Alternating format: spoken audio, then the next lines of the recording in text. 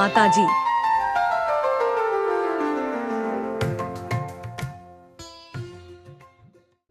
Welcome back, dear friends. In the previous episode, we explored humanity's oldest quest, the longing to know the truth directly. In this episode, we examine a crucial turning point in history, where that quest began to change direction in the Western world. Greek philosophy stood at the threshold of a great realization.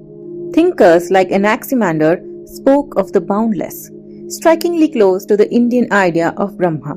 Parmenides declared that being is now, all at once, one, continuous. Plato pointed towards an ineffable one, beyond name and thought. Yet, here lay the paradox. If the absolute is beyond knowledge, how can union with it ever be achieved? Some Greeks understood that knowing was not enough. Plato insisted that the goal was not intellectual mastery but becoming. Through purification and contemplation, the soul could turn back toward its divine source. In this moment, Eastern and Western thought came remarkably close, united by the idea that truth must be lived, not merely understood. Yet this insight carried social consequences. Plato believed that those who attained contemplation should govern, philosopher kings, guiding society.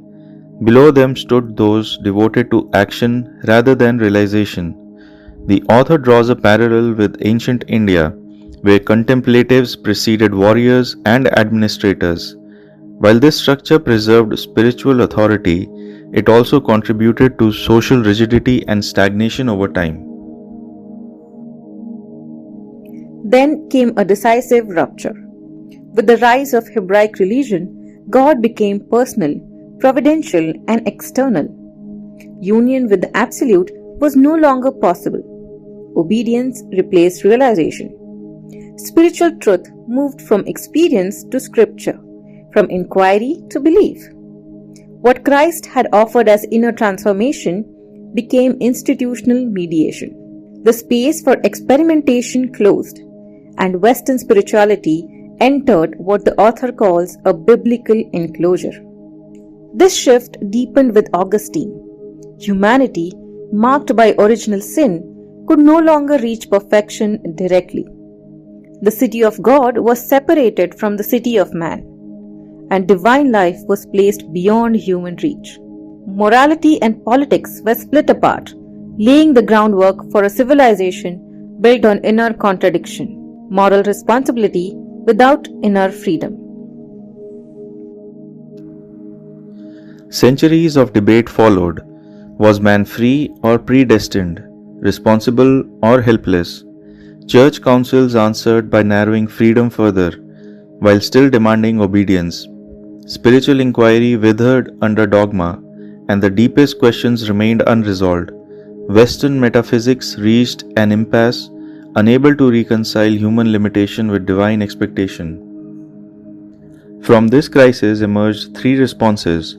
Dogmatists preserved the contradictions. Marginal mystics like Eckhart, Spinoza, and Nietzsche affirmed inner perfection but stood outside society. Reformists chose another path altogether. They abandoned inner transformation and redefined perfection as action.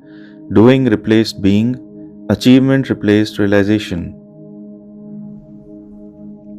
Providence slowly transformed into history. God's plan became economic law.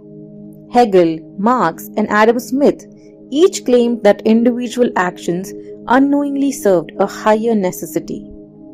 Material progress became a moral mission. The spiritual millennium faded, replaced by visions of worldly advancements. Once again, the author reminds us, God's name was used to justify power.